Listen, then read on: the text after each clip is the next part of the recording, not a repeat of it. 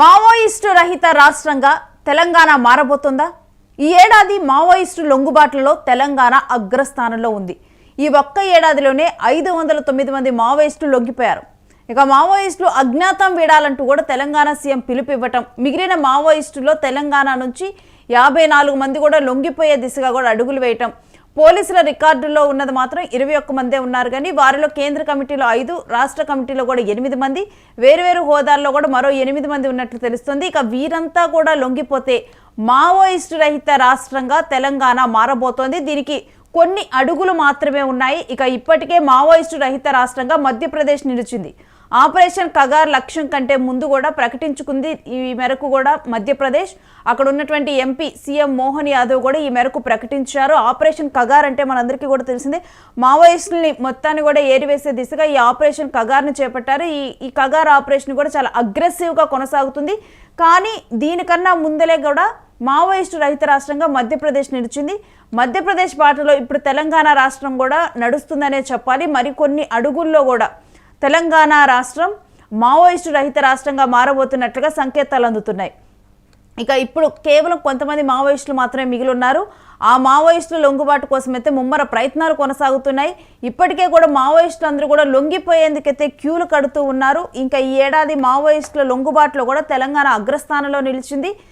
దీనికి సంబంధించిన డీటెయిల్స్ మా ప్రతినిధి సతీష్ని అడిగి తెలుసుకుందాం. సతీష్, కేవలం అంటే మరి కొంతమంది లొంగిపోతే చాలు తెలంగాణ మావోయిస్టు రహిత రాష్ట్రంగా మారబోతుంది. మరి ఈ కొంతమంది లొంగిపోయేందుకు ప్రభుత్వం ఎటువంటి చర్యలు చేపడుతోంది? యారేను త్వరలో మావోయిస్టు రహిత రాష్ట్రంగా తెలంగాణ ఉండబోతుందా అంటే ముఖ్యంగా అవుననే సమాధానం చెప్తున్నారు. అటు తెలంగాణ రాష్ట్ర డీజీపీ వర్గం మొత్తం కూడా దాదాపు ఇప్పటికే 509 మంది లొంగిపోయిన పరిస్థితి ఉంది మావోయిస్టులు. ఈ 2025 ఏదైతే 2025 జనవరి నుంచి ఈ డిసెంబర్ వరకు దాదాపు 509 మంది మావోయిస్టులు లొంగిపోయారు. దానికి సంబంధించి కూడా మొత్తం అంటే దేశంలో ఎక్కడా లేని విధంగా మన రాష్ట్రంలో లొంగిపోయారు. దీనికి సంబంధించి చాలా ప్రెస్ మీట్లు పెట్టి కూడా చెప్పిన పరిస్థితి ఉంది డీజీపీ. మొన్న లాస్ట్ టైం ఒక 37 మంది మొత్తం ఆయుధాలతో సహా లొంగిపోయారు. ఒక 2 days అంటే 2 రోజుల కింద కూడా దాదాపు 41 మంది మొత్తం ఆయుధాలు, రైఫిల్స్, పిస్తోలు అంతా కూడా ఇచ్చి లొంగిపోయారు. వారికి తగిన అంటే వారికి ఏదైతే రివార్డు ఉంటుందో ఆ రివార్డుతో సహా వాళ్ళకి ఏదైతే వెసులుబాటు వాళ్ళు జనజీవన స్రవంతిలో కలిసిపోతే వాళ్ళకు కావాల్సినటువంటి సదుపాయాలు మొన్న లొంగిపోయిన వాళ్ళకు ఆల్రెడీ ఆర్థిక సహాయం, తక్షణ ఆర్థిక సహాయంగా 25,000 రూపాయలు ఇచ్చిన పరిస్థితి అయితే ఉంది. ముఖ్యంగా దేశంలో ఎక్కడా లేని విధంగా మన తెలంగాణ రాష్ట్రంలో ముఖ్యంగా మావోయిస్టులకి పెద్దపీట వేశారు. మావోయిస్టులు ఎవరొచ్చి లొంగిపోయినా మా రాష్ట్రంలో ముఖ్యంగా సురక్షితంగా ఉంచుతామంటూ కూడా హామీ ఇవ్వడం జరిగింది. తెలంగాణ రాష్ట్రంలో ఇప్పటికే రేవంత్ రెడ్డి కూడా ముఖ్యంగా మీరందరూ వచ్చి జనజీవన స్రవంతిలో కలుసుకోండి, మీకు పూర్తి బాధ్యత నేను తీసుకుంటానంటూ కూడా ఆయన హామీ ఇవ్వడం, ఆ హామీ మేరకే ఇప్పటికే 509 మంది లొంగిపోయిన దాఖలాలు కూడా ఉన్నాయి. ఇప్పుడు మహారాష్ట్ర తర్వాత ఇప్పటికి 2వ స్థానంలో తెలంగాణ రాష్ట్రం మధ్యప్రదేశ్ తర్వాత మన తెలంగాణ రాష్ట్రం 2వ ప్లేస్ లో ఉండి మావోయిస్టులు లేని రాష్ట్రంగా ఉండబోయే అవకాశాలు అయితే ఉన్నాయి. దీనికి సంబంధించి తెలంగాణ రాష్ట్రంలో ఇప్పటి వరకు ముఖ్యంగా 54 మంది మావోయిస్టులే ఉన్నారు. ఆ 54 మంది కూడా లొంగిపోతే తెలంగాణ మావోయిస్టు రహిత రాష్ట్రం అవుతుంది. దాంట్లో అంటే పోలీసు 54 మంది ఉన్నప్పటికీ పోలీసు లిస్ట్ లో ఉన్నది మాత్రం దాదాపు ఒక 21 మంది మాత్రమే. అంటే 21 మంది మాత్రమే పోలీసు రికార్డ్ లో ఉంది. వాళ్ళకి సంబంధించిన డీటెయిల్స్ ఎప్పటికప్పుడు ఆరాధిస్తా ఉన్నారు. దానికి ఆ 21 మందిలో వారిలో కేంద్రం అంటే మొత్తం దేశ స్థాయిలో పనిచేస్తున్న వాళ్ళు 5 మంది ఉన్నారు కేంద్ర కమిటీలో. రాష్ట్ర స్థాయిలో అంటే మన రాష్ట్రంలోనే పనిచేస్తున్న వాళ్ళు దాదాపు 8 మంది ఉన్నారు. వేరే హోదాల్లో దాదాపు ఒక 8 మంది ఉన్నారు. ఒక 21 మంది మాత్రమే దాదాపు అంటే పోలీస్ రికార్డ్ లో ఉంది. వీళ్ళంతా కూడా కేంద్ర స్థాయి, రాష్ట్ర స్థాయి, వేరే వేరే హోదాల్లో పనిచేస్తా ఉన్నారు. ఈ 21 మంది కనుక లొంగిపోతే దాదాపు అందరూ కూడా లొంగిపోయే అవకాశం ఉంటుంది. సో దీనికి సంబంధించి ఇప్పటికే ఆపరేషన్ కగార్ ఏదైతే ప్రకటించారో మరి ఆపరేషన్ కగార్ తర్వాత చాలా మంది లొంగిపోవడం కావచ్చు, లొంగిపోయిన తర్వాత ఏదైతే మొన్న ఇడ్మా మరణం తర్వాత కావచ్చు, ఇడ్మా మరణం తర్వాత పెద్ద ఎత్తున మావోయిస్టులు కూడా అందరూ పెద్ద ఎత్తున విచారం వ్యక్తం చేశారు. విచారం వ్యక్తం చేసిన తర్వాత ఇడ్మా లాంటి పెద్ద నాయకుడే మరణించిన తర్వాత పెద్ద పెద్ద మావోయిస్ట్ నేతలు మల్లోజుల శ్రీనివాస్ కావచ్చు, ఆశన్న కావచ్చు, వీళ్ళంతా పెద్ద పెద్ద నాయకులే లొంగిపోయినప్పుడు మేము ఎందుకు లొంగిపోకూడదు అంటూ కూడా చాలా మంది మావోయిస్టులు వచ్చి లొంగిపోవడం చర్చనీయాంశమైంది. అంటే సతీష్, ఇప్పుడు ఏంటంటే పెద్ద పెద్ద అంటే వాళ్ళలో ఉన్నటువంటి లీడర్స్ వీళ్ళందరూ లొంగిపోతున్నప్పుడు కింది స్థాయి వాళ్ళకు కూడా వాళ్ళకి ఏం చేయాలో కూడా నెక్స్ట్ అంటే తమ ఉనికి కరువు అవుతుంది అని చెప్పి కూడా సిద్ధాంతాలు అంటే ఇప్పటి వరకు ఉన్న లీడర్స్ ఆ సిద్ధాంతాలను నమ్మి వచ్చిన వ్యక్తులే ఆ సిద్ధాంతాలను పక్కన పెట్టి ఇప్పుడు లొంగిపోతున్నారు. ఇప్పుడు సో ఇవన్నీ కూడా మిగిలిన మావోయిస్టులు కూడా లొంగిపోయేందుకు కానీ పూర్తిగా కూడా మావోయిస్టు రహిత రాష్ట్రంగా మారేందుకు కానీ సహకరించాయి అనుకోవాలా? రేణు, దీనికి సంబంధించి ముఖ్యంగా మొన్న ఏదైతే తెలంగాణ రాష్ట్రంలో ఒక 2 రోజుల క్రితం లొంగిపోయినటువంటి మావోయిస్టు దళం ఏదైతే ఉందో దానికి సంబంధించి డీజీపీ ప్రెస్ మీట్ దగ్గర మనం వాళ్ళతో డైరెక్ట్ గా మాట్లాడిన పరిస్థితి. వాళ్ళు ఏం చెప్తా ఉన్నారంటే ముఖ్యంగా మేము అస్సాం నుంచి వచ్చాము, అస్సాం ఛత్తీస్గఢ్ నుంచి వచ్చాము, మాకు ఇక్కడ ఏమీ తెలీదు.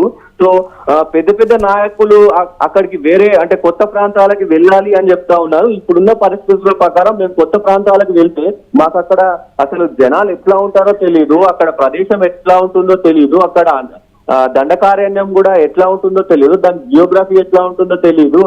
ఆ తరుణంలో మేము ఎక్కడ అలా ఎట్లా ఉండగలుగుతామని ఆలోచించకుండా పార్టీ కూడా అంటే మావోయిస్ట్ పార్టీ పెద్దలు కూడా కఠినమైన నిర్ణయాలు తీసుకుంటున్నారు. ఆ నిర్ణయాలు మాకు నచ్చకనే మేము లొంగిపోతున్నాము అంటూ కూడా ఒక మాట చెప్తూ, దాంతో పాటు పెద్ద పెద్ద నాయకులే అగ్రనాయకులే లొంగిపోతున్నప్పుడు మేము లొంగిపోతే తప్పేంటి అనే వాదన కూడా వాళ్ళు చెప్తా ఉన్న పరిస్థితులు ఉన్నాయి. దీనికి సంబంధించి అంటే ఏదేమైనప్పటికీ పెద్ద పెద్ద నాయకులు లొంగిపోయారు. ఇప్పటికే దాదాపు మావోయిస్టు క్యాడర్ అంతా కూడా దాదాపు ఎండు దిశగా ఎండు కాటు దిశగా అడుగులేస్తూ వస్తుంది. ఇప్పటికే ఇంకొక పెద్ద అంటే ఈ పెద్ద నాయకులు ఇది దేవ్జీ లాంటి వాళ్ళు, దేవ్జీ రాజేష్ రెడ్డి లాంటి వాళ్ళు వీళ్ళిద్దరు కనుక లొంగిపోతే దాదాపు మొత్తం కూడా మావోయిస్ట్ పార్టీ ఖతమైనట్టే అని చెప్పుకోవచ్చు. రేణు, మరి చూద్దాం మరి ఎప్పుడు తెలంగాణ మావోయిస్టు రహిత రాష్ట్రంగా అవతరించబోతుంది. ఇప్పటికే ఇంకొక 3 నెలల గడువు మాత్రమే ఉంది. మరి ఈ 3 నెలల కంటే ముందే అవుతుందా, మరి దాని తర్వాత ఏమన్నా అవుతుందా చూడాల్సిన అవసరం అయితే ఉంటుంది.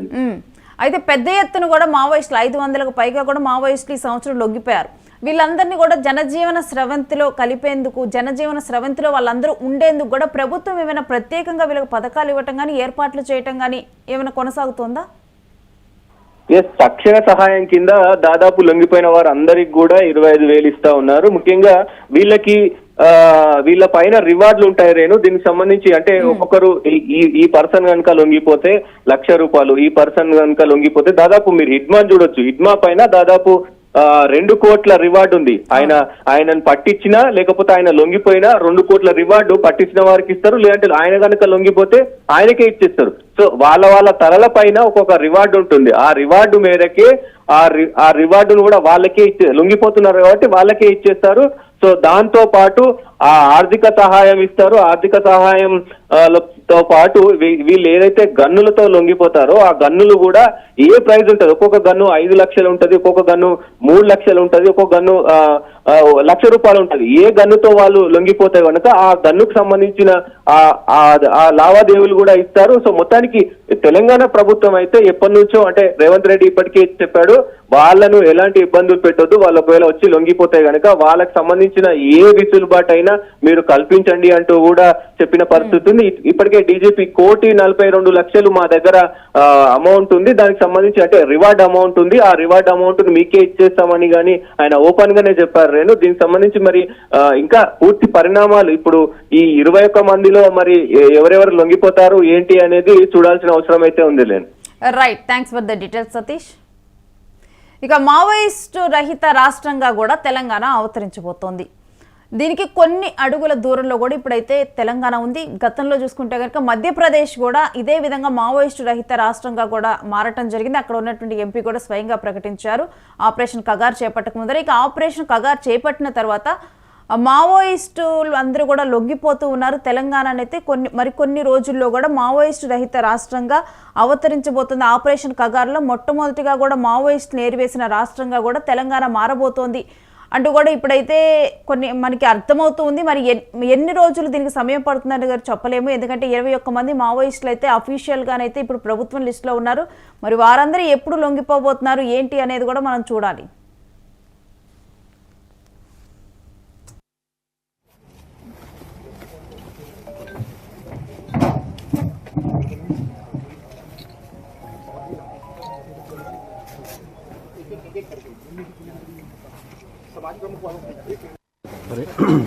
जगा दो ना